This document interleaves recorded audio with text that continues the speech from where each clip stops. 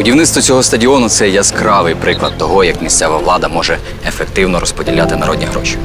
Адже ми на місцях краще, ніж Київ, знаємо, яких об'єктів міської, районної чи сільської інфраструктури дійсно потребують наші виборці. Телефонують з Офісу президента, просять без нього не починати. Він їде. А до чого тут президент? Це наші справи. Нікого не чекаємо. Починаємо. Партія «Пропозиція». Владу громадам.